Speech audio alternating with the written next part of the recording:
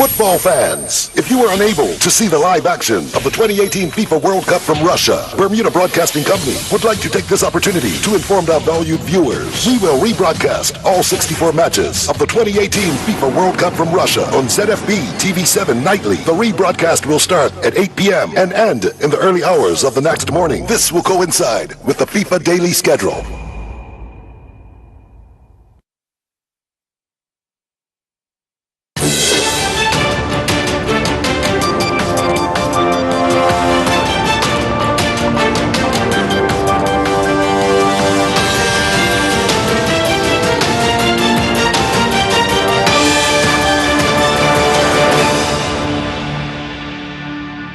You're watching Bermuda Tonight. It's Monday, the 9th of July. I'm Diane Brewer, and thank you for joining us tonight. Bermuda's first casino could be open for business by the end of the year. That's according to Tourism Minister Jamal Simmons, who earlier today spoke exclusively to Mike Sharp. The Minister of Economic Development and Tourism, Jamal Simmons, says he hopes to have regulations in place for casino gaming in Bermuda by October of this year. Minister Simmons told ZBM News why the delay. I think it's important to note that we inherited a blockage in the passing regulations that began under the previous government. We had to install new leadership to begin moving that blockage. And part of it really is to be able to have a change in mindset that says, on one end, we're the casino experts and the Attorney General's chambers doesn't know what it's doing. We had to break that deadlock to have where we have a gaming commission and Attorney General's chambers working together. That has been broken and we're seeing progress on the regulations. But I think that what we are very careful about as we're doing the assessment during this period, as we're doing a number of things, the priority has to be about getting this right. Now, at present, we have one casino with a provisional license and the St. Regis, which will have one once it opens. But we have an opportunity to get this right, and I think that's more important than haste. Moves towards Bermuda's first casino hit a snag in 2016 when the former CEO of the Bermuda Gaming Commission, Richard Schutz, became embroiled in controversy over his travel expenses when he was gambling commissioner in California. There's an acting CEO, Bermudian Deborah Blakeney, and she's filling the gap as we recruit a replacement for Mr. Schutz.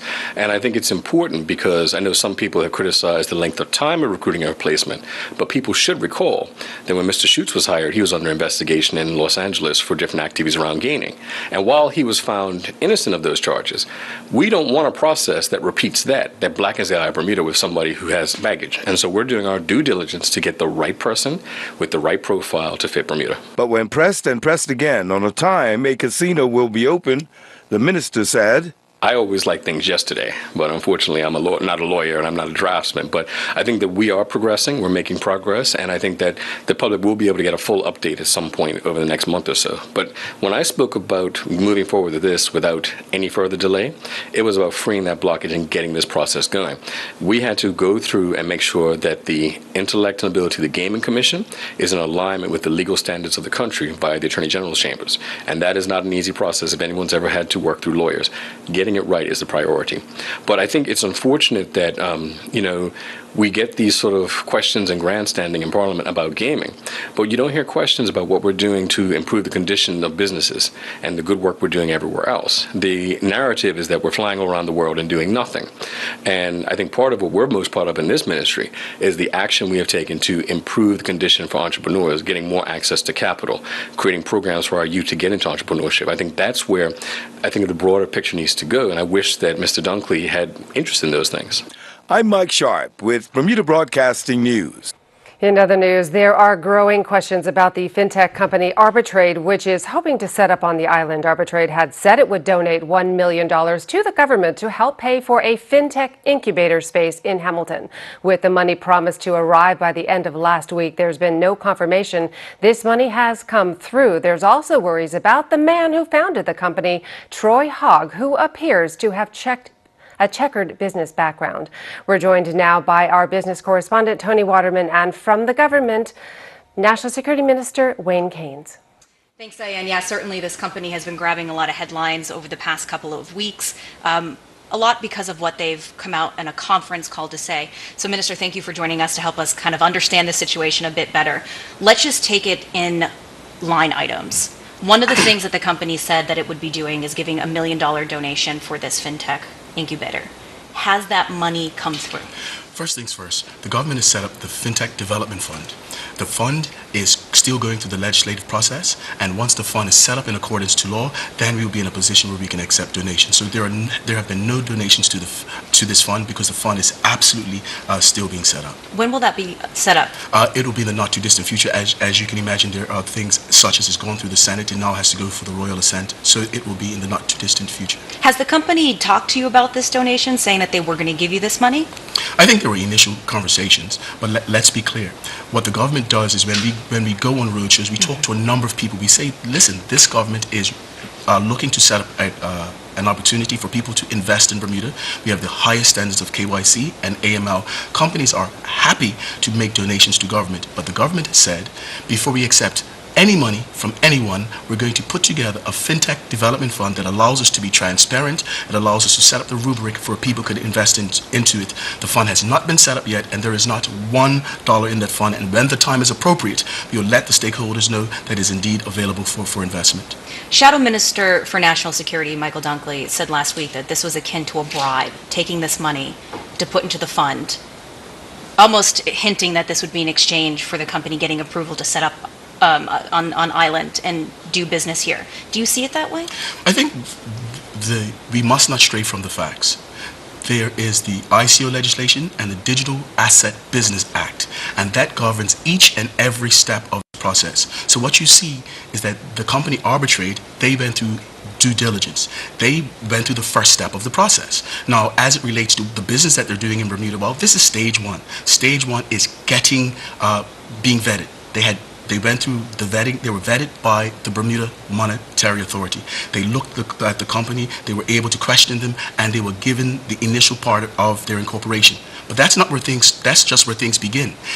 Whatever they want to do in Bermuda now, with reference to an ICO or creating a business, the second part of it comes into play, and that is when we look at specifically the ICO legislation and the Digital Asset Business Act. And so what we're seeing is this is a beautiful thing.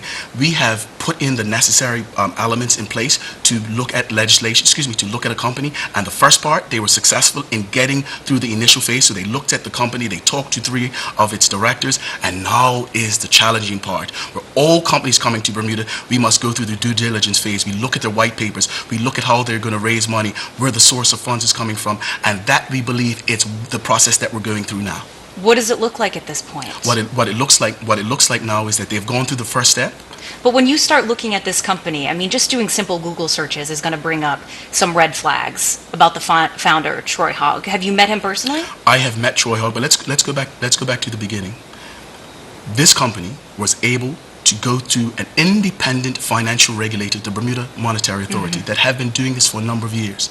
They had significant players, 3 directors that met with the BMA, and they were able to go through their vetting process. The vetting process is independent from the government. I cannot speak to that process, but what I can tell you, at the end of the process that is controlled, that is run, that is independent by the Bermuda Monetary Authority, they were given permission to incorporate. But that's only the first part. We've heard claims of what they're going to be doing in the future, how they're going to be conducting themselves in business. Stop. There is still the regulatory process for them to go to for conducting business. And so if they want to go into Bermuda, whatever business that they want to do, it's still the next step of KYC. They still have to say what they want to do. There still has to be vetted. They still have to be given the opportunity to say what their business for. And I'm not saying they will be, but they can be told yes or they can be told no, but that's based on their business plan. That's based on their white paper.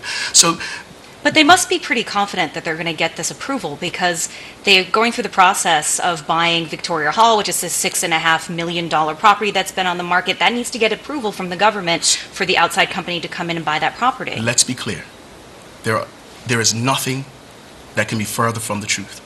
The government has been clear at all stages that the AML and the KYC is the most important thing to the government.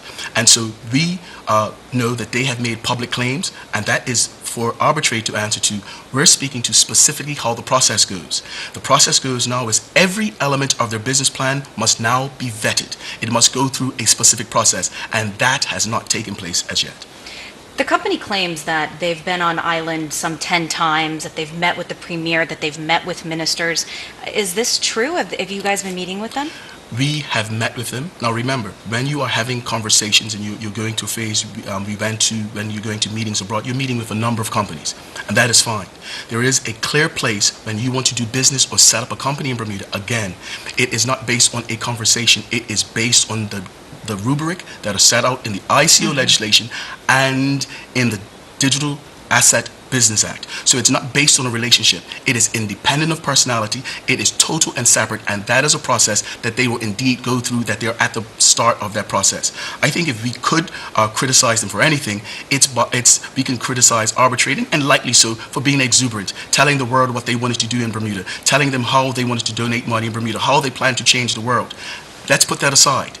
That has very little with how the government sees this. The government is excited for anyone to come to Bermuda and set up the company. However, we have specific steps that every company must go through, and they are going through that process. Have they been given any indication, though? Because I go back to the buying of this property, the promised donations. Sure. I've reached out to the charities. Sure. Not only have they not received the money, but they haven't even heard from this company. Let's go back, and I want to make it crystal clear.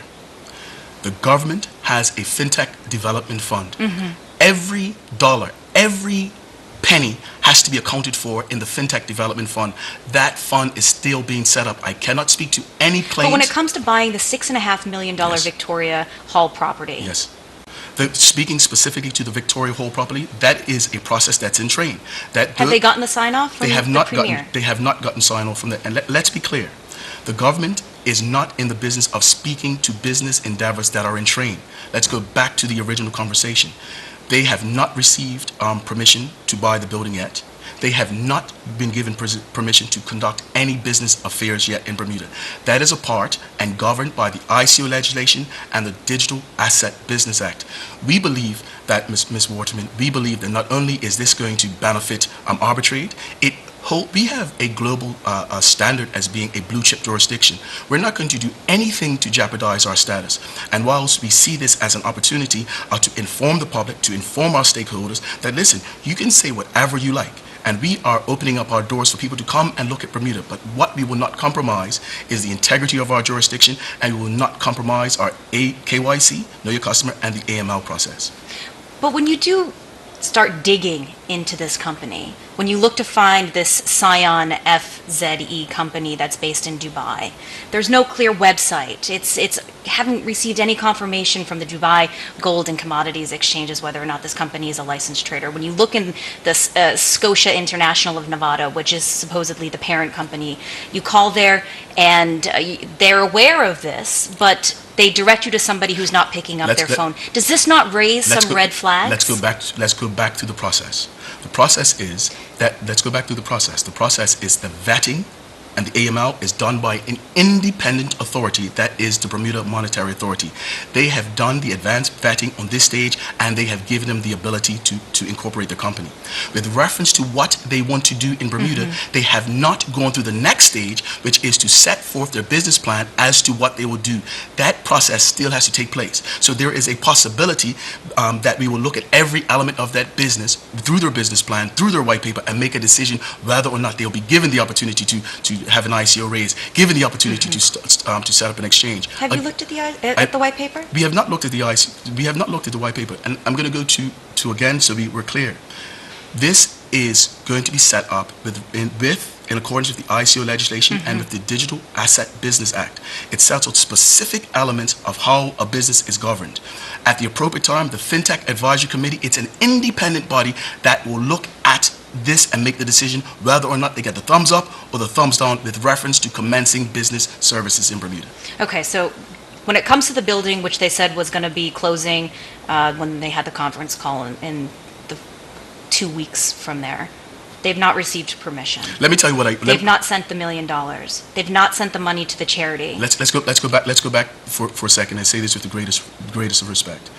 This is a company that is going through an ongoing due diligence process. You're trying to put a timeline on a process. What I am saying is that the process has prescribed elements of it, and they're going through this process. And so what I do not want to do is paint this in a negative light. There is a process. There are specific timelines. As the timelines go through, then we will check the box and move forward. There is, one second, there's not necessarily anything nefarious about the stages that we're going through.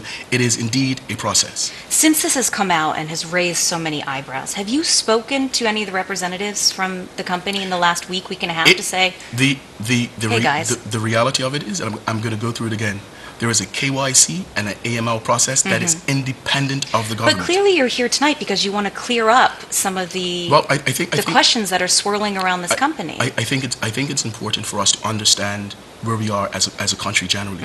This week I had the privilege of being in France, and we had the opportunity to talk to regulators from France and Germany and England, and we showed them what we were doing in Bermuda. It's very important that we work through this process to make sure that the standards are high. We believe that this process will vindicate itself. We believe that making the press statements in advance, saying what they're going to do, we believe, and we say this respectfully, this was a misstep. But now that the misstep has been made by Arbitrate, we believe that the process will vindicate itself, because at every stage, it was built into the legislation is the accurate KYC and the AML that we believe will continue to allow us to vet companies, no matter who they are, and get the best opportunities for Bermuda to protect our global reputation and to make sure that we continue to be the blue chip jurisdiction that has enjoyed a stellar reputation for over 50 years. All right, well, we're going to be following this right along with you. Thank you very much for joining us. We appreciate it. Thank you. Minister for National Security there, Wayne Keynes. Diane, back to you. Tony, Minister, thank you very much. Stay with us. We'll be right back.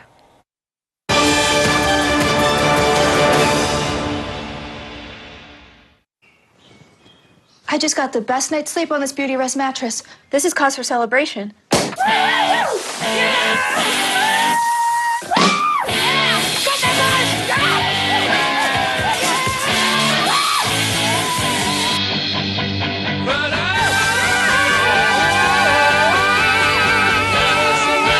Okay. Good night. At Dreams, we don't just sell mattresses so you can get better sleep. We do it so you can be awake. Dreams, the mattress professionals. I didn't order this one. This is the wrong item. What? These are the wrong size. I wanted white pants for the white party.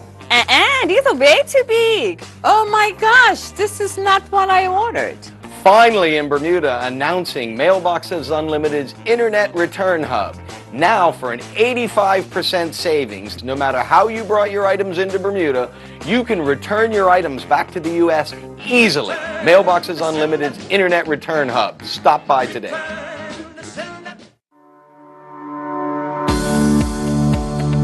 I attended the Mirror Super Camp. It was an awesome experience. I got to meet a lot of new people. And then we also learned about the 8 keys of excellence.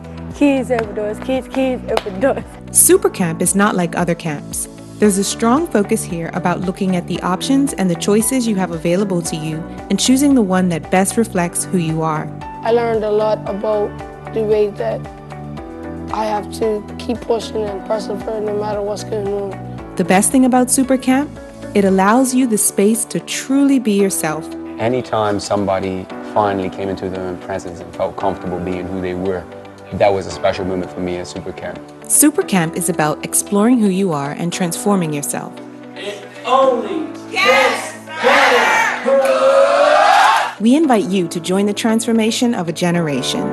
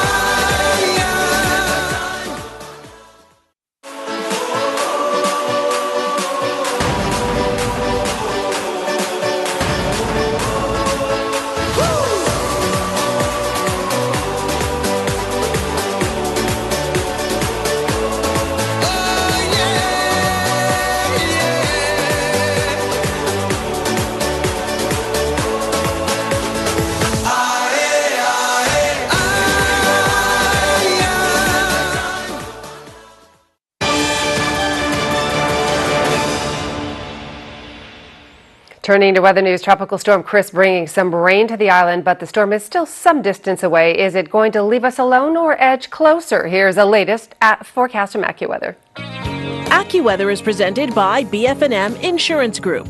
We now go to AccuWeather headquarters. This AccuWeather forecast here on ZBM is brought to us by our friends at the BF&M Insurance Group, and we have had some active weather with periods of rain and some showers today. We do have Tropical Storm Chris churning to our west. We're also watching the leftover moisture from what we're now calling Tropical Rainstorm Burl, well to the south over Puerto Rico, moving into Hispaniola. But the showers that have been affecting us have really been tied to a trough of low pressure to our north, tied to another unnamed area of low pressure. And we can kind of connect the dots between Chris and the storm system to our north that is a lot weaker. And you can kind of see this almost an umbilical cord of moisture between the two with some extra showers and even the potential for some thunderstorms nearby. We are looking at the chance for some thunder and lightning here and there. We're seeing a little bit of convection flaring up a little bit, so some of these showers are growing taller, and we may see some thunder and lightning continue for some into the evening hours. Thunderstorm advisory is in effect. Humidity is up around 80 to 85%. Temperatures are down a little bit because of the clouds and the recent showers, 79 degrees. Water temp is 82. On the inside, we have 1 to 2 foot waves. On the outside, we have 3 to 5 foot waves currently. So the thunderstorm advisory does continue this evening, so be aware of that. There could be a few rumbles of thunder. Overnight tonight, still some showers will linger, mainly in the evening hours. Can't rule out a stray rumble of thunder, and we will stay warm with a low almost as warm as we are right now. We only cool down to around 77. Tomorrow, there will be a little bit more dry weather as this band of showers begins to pull away to the north, and we open the door for some warm and humid flow from the south. So here we have Futurecast, and this shows that storm system to the north, that little ribbon of moisture that's impacting us right now, and then this is Tropical Storm Chris to our west. And watch what happens here through the overnight hours. It's nearly stationary. This thing barely moves. But there's a trough of low pressure that will be moving in from the northeastern U.S., sparking some showers and storms there. And that will eventually pick this thing up and usher it north. And that will allow us to enjoy slightly drier weather for a few days as that band of moisture off to the north pulls away. So the upcoming tides, we have high tide, again, 6:12. And then the tide will be going out for the evening hours, 12:41 a.m. Low tide. Another high tide tomorrow morning at 6:30. But again, boating weather is not the best with these extra showers and especially the wave action with Chris, just a little more than 500 miles away to our west. Gateway forecast, nice day in Toronto and New York. Could be a storm or two into Tuesday evening and Tuesday night in New York and maybe even Boston. Atlanta's warm, Miami scattered thunderstorms. And as we take a look at the Caribbean, scattered showers and storms. Some of the rain is heavy into Hispaniola as we move forward, and we've had some flash flooding in Puerto Rico tied to Burl's leftover moisture. But Tropical Storm Chris is our main concern to the west, and we will see some scattered showers and thunderstorms. We need to keep an eye on things later this week as we may see some additional moisture tied to former Burl, which could re-strengthen to our west. Back to you. AccuWeather was presented by BF&M Insurance Group.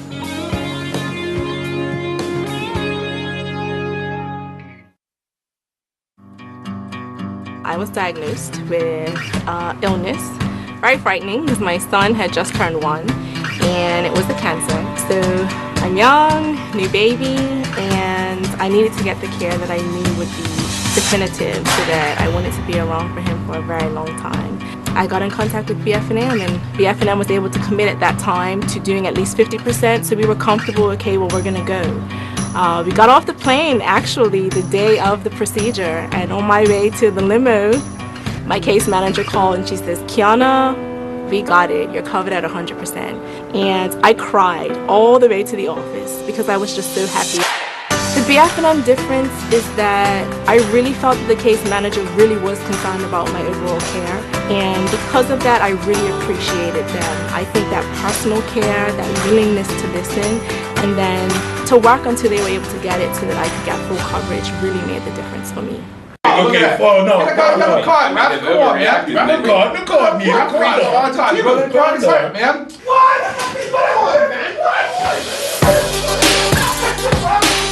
There's a myriad of snacks out there, something special for everyone on match day, and you're likely to find them at Lindo's. Why go anyplace else?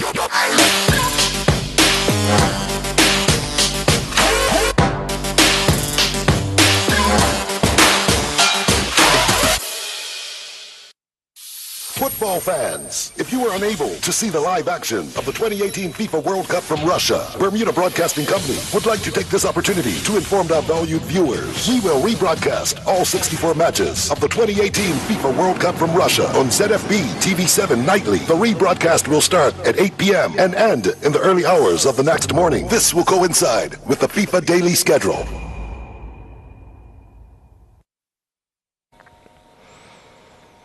Welcome back. A woman has been acquitted of attempting to set another woman alight by pouring gasoline on her during a fight. Justice Carla Graves directed a jury to find Ebony Allen not guilty of throwing gasoline on Natasha Morse with intent to burn her on Christmas Eve outside the Southampton Ranger Sports Club. Justice Graves ruled in favor of defense lawyer Charles Richardson's argument that the Crown was not able to prove Allen intended to set Morse alight. Meantime, police have appealed for witnesses in connection with two assaults near two separate cricket clubs. The first saw an altercation just 1 a.m. this morning outside St. David's Cricket Club involving a group of men. Some are reported to have been carrying bladed articles. Two men were later admitted to hospital before being released. In the second incident in the early hours of Sunday morning, a 34-year-old man was attacked outside of Somerset Cricket Club. He was assaulted by several other men carrying blunt objects. The victim is in a stable condition in the hospital. Anyone with information is asked to call CID on 247-1744 or Crime Stoppers at 800-8477. Finally, this evening, a floral tribute. The Royal Poincianas are losing their blossoms, but it was a glorious display while it lasted. Producer Gary Foster Skelton went out about capturing some of the best of the blooms before they went. Here's his tribute to one of nature's most colorful shows.